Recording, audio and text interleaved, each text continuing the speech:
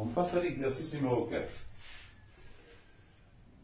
On vous dit que la cellulité du nœud transversal le long d'une corde élastique tendue est donnée par la relation suivante. Donc, V est égal à la racine de T sur nu. C'est la vitesse de propagation de l'onde dans une corde. Donc, une corde est tendue, par exemple. Elle a ces cordes. Elle a une masse lénique qui s'appelle mu. C'est la masse lénique, c'est la masse de la corde.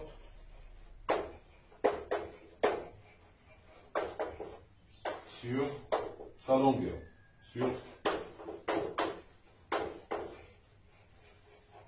C'est exactement comme la masse volumique. C'est la masse sur le volume. Ou bien la masse surfacique.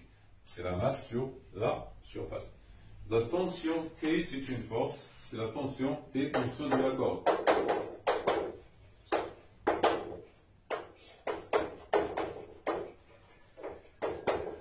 De la corde en newton.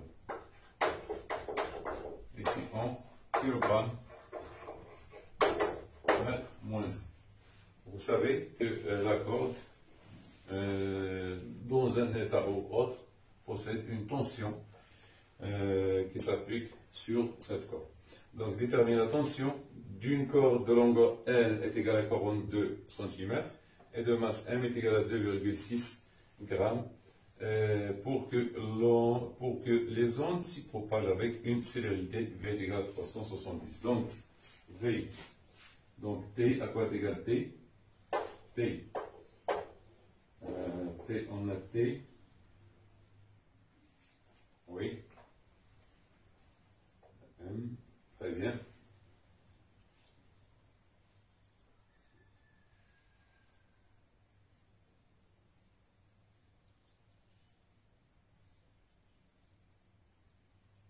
Donc, déterminer la tension. Donc, T à quoi est égal? Donc, T au carré est égal à T sur mu. On tire T qui est égal à mu fois V au carré. Donc, T est égal à 1 sur L fois V au carré. Voilà. Application numérique. T est égal à M. On a dit que M, c'est 2,6 10 moins 3 divisé par L, c'est 42 10 moins 3 fois V au carré est égal à 370 au carré. Donc T, on trouve à peu près, T est égal à 850 newtons. 850 newtons. Donc, la deuxième question, comment doit-on modifier la tension de la corde pour doubler la célérité de l'onde? Donc, pour avoir une vitesse double, comment peut-on modifier la tension? C'est-à-dire comment varie la tension en fonction de la vitesse. On voit que V est proportionnel à T1,5. Donc, on veut que V' à quoi est égal? Est égal à la racine de T' sur mu. Avec V' est égal à 2V. La question est simple, normalement. On voit bien que V est proportionnel à T1,5, à la racine de T. V est proportionnel à la racine de T. Donc, T' est égal à 4T. Ça se compte quadruple de T. On va la démontrer. Donc, V' est égal à la racine de T'. On veut doubler V, c'est-à-dire V' est égal à 2V. Donc, c'est la racine T' sur mu est égal à 2 fois la racine de T sur mu. Donc, on est au carré. Donc, c'est T' sur mu est égal à 4 fois T sur mu. Donc, on démontre facilement que T' est égal à 4. Donc, application numérique, T' est égal, donc c'est fois 4, donc c'est 3400 newtons.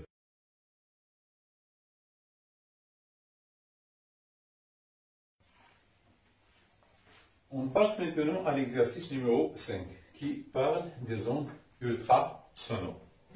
Alors, les ondes ultrasonores reposent sur le calcul de temps émis entre l'émission de l'onde et la réception de cette onde. Le calcul du temps émis entre l'émission de l'onde et sa réception. Donc, le dispositif ultrasonore se compose d'un émetteur et d'un récepteur à la fois. Donc, l'émetteur émet l'onde à t égale à 0. L'onde, une fois, trouve un obstacle, confronte un obstacle, donc elle se réfléchit et revient vers le récepteur. Donc, le temps dès l'émission jusqu'à la réception correspond au temps t. Et avec ce temps, on peut calculer la vitesse ou bien la profondeur qu'on veut chercher. Donc, je vais vous expliquer ici. Ici, dans cet exercice, vous avez un navire qui mesure la profondeur H des fonds marins. Le fond marin, donc on a ici un émetteur et en parallèle un récepteur. Donc l'émetteur à t égale à 0, l'émetteur émet une onde émise. Donc à t0, à t égale 0. En parallèle, vous avez cette onde. Une fois elle trouve un obstacle, elle se réfléchit. Donc, onde réfléchit.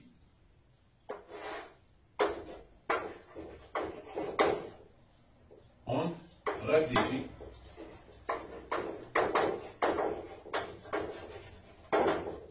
Et reçu. Voilà. Reçu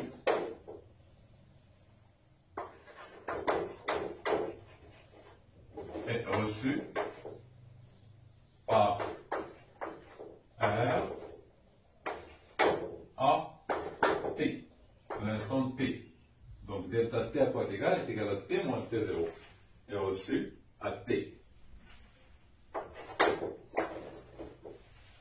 Donc le principe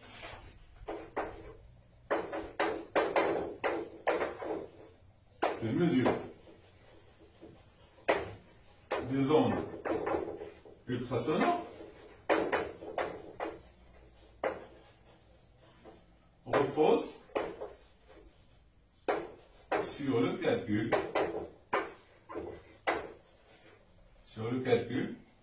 du temps T entre l'émission et la réception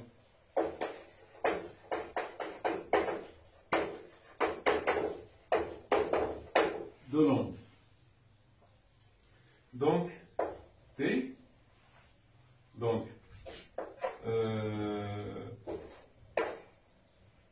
au cours de ce temps,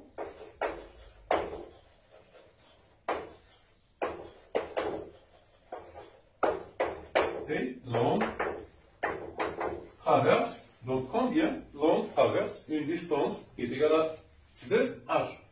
au cours de ce temps t, l'onde traverse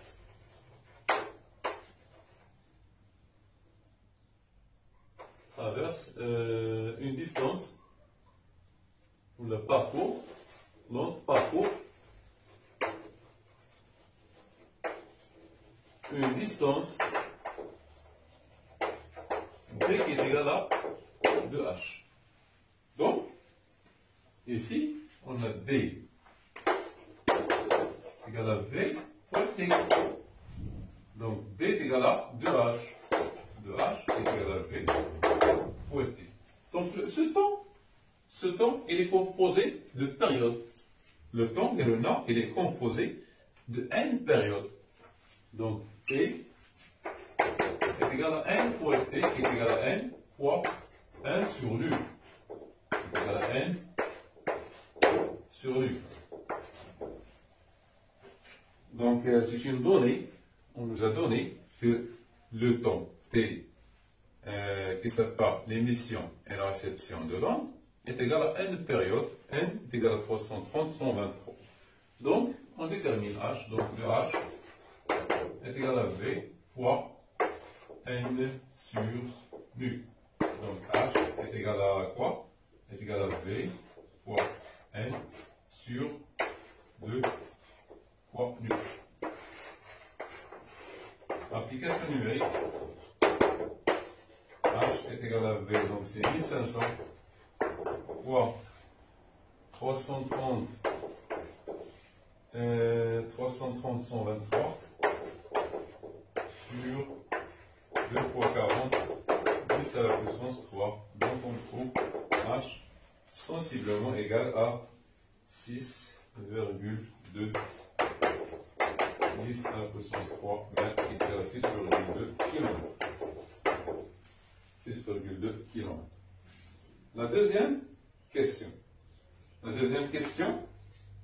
On vous dit que l'onde réfléchie, cette onde réfléchie, n'est détectable que si sa pression, elle est supérieure à une pression minime. Donc, à cause de l'amortissement de ces ondes. الخمول يعني les ondes ultrasonores كينقص المفعول ديالهم مع الوقت مع المسافه اللي كيقطعوا ماشي مع الوقت مع المسافه اللي كيقطعوا.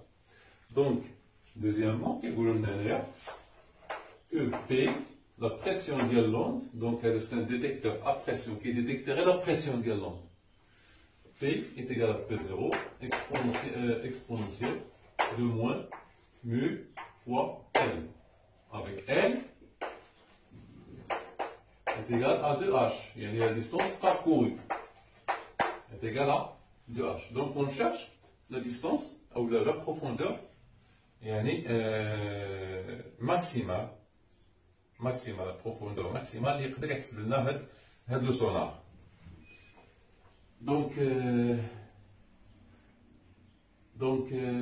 نقلبوا على هذه. دونك بي خصها تكون supérieur ou égal à P minimal qui est égal à 10 à la puissance moins 3 Pascal. Et pour que cette onde soit mesurable, il faut que P soit supérieur à P minimal. Donc P0 exponentielle de moins mu fois 2H, moins 2 mu fois H, doit être supérieur à P minimal. Donc, moins 2 mu H doit être supérieur à log nepérien de quoi? De P minimal sur P0. Donc, H doit être inférieur ou égal à log nepérien de P0. Donc ici c'est 1 sur 2 mu. Oui. On va dire le moins, on نقلبوا هادو بجوج. log nepérien de P0 sur P minimum. Voilà.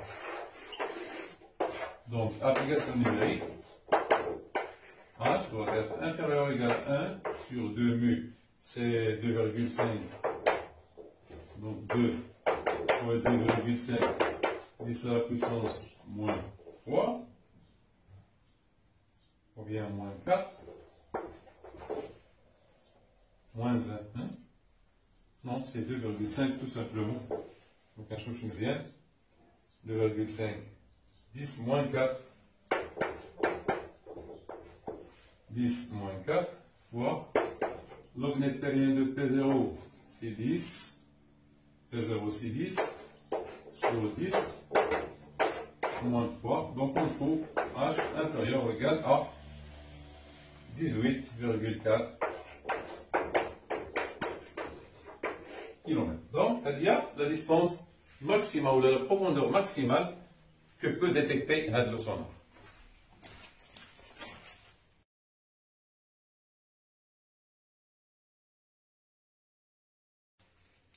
On passe à l'exercice numéro 6. On vous dit qu'un robinet mal fermé s'égoutte à la verticale d'un point haut d'une bassine remplie d'eau à un rythme de 80 gouttes d'eau à la minute. 80 gouttes d'eau à la minute. Donc un robinet, voilà.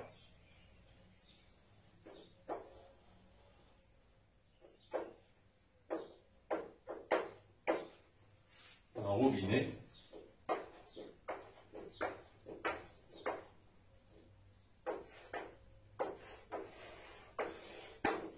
À la surface d'une bassine, donc, elle crée une onde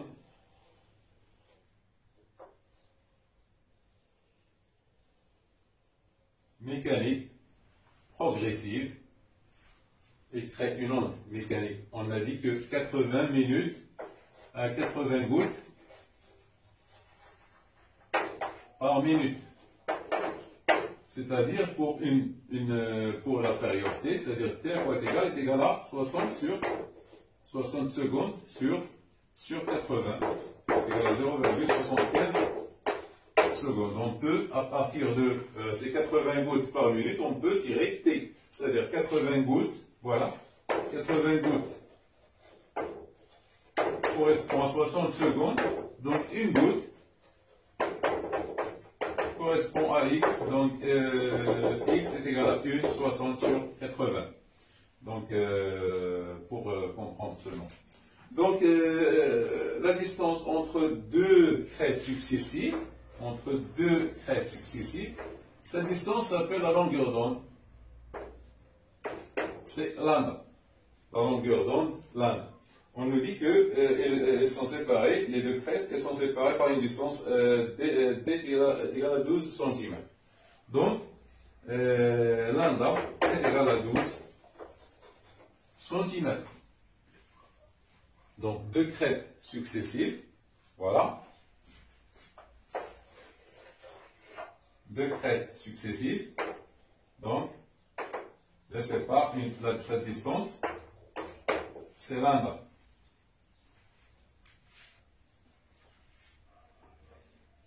La deuxième question, c'est la périodicité spatiale. La périodicité spatiale. C'est le milieu, celui-là c'est le milieu de propagation, c'est l'eau ou bien la corde ou bien. On déduire une valeur de la célérité des ondes à la surface de l'eau. Donc deuxièmement, V à quoi est égal? Ou bien lambda est égal à V ou à T. Donc, une périodicité spatiale lui correspond une périodicité temporelle. Donc, on peut tirer V qui est égal à lambda sur T. Donc, V est égal à quoi? À 12 10 moins 2 cm, 6 12 10 moins 2 sur 0,75. On trouve à peu près V égale à 0,16 ou bien c'est 0,16 mètres par seconde. 0,16 mètres par seconde.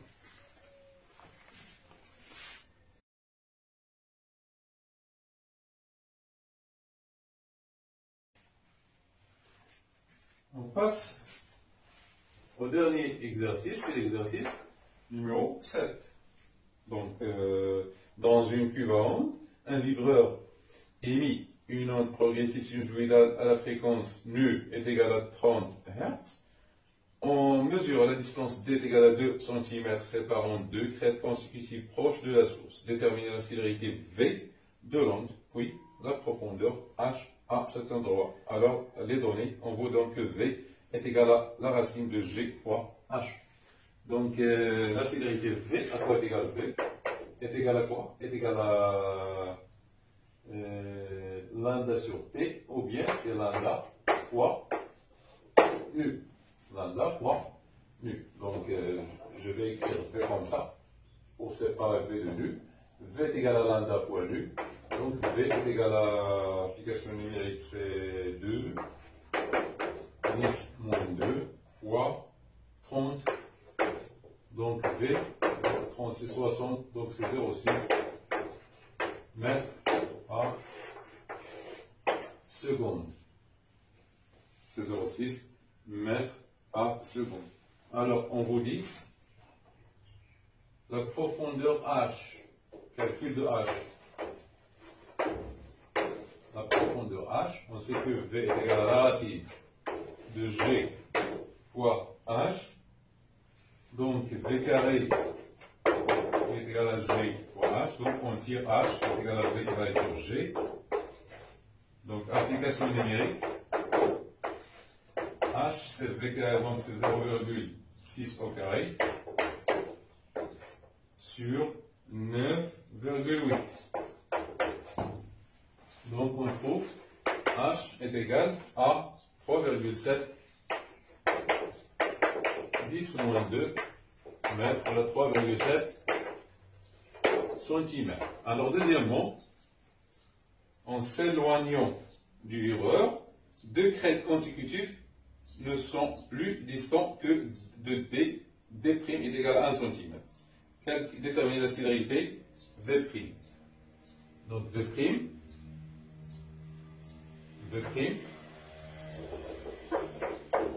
est égal à quoi? À lambda prime fois nu. On n'a pas changé la fréquence de l'onde, donc sauf lambda qui est changé. Donc V', on cherche donc déterminer la célérité donc V', à quoi est égal? C'est 1, donc c'est 10 moins 2 fois 30. Donc V' est égal à 0,3 mètres seconde moins 1. Le calcul de H', à quoi est égal H'? Est égal à V' au carré sur G. Donc H', on trouve sensiblement, c'est 0,9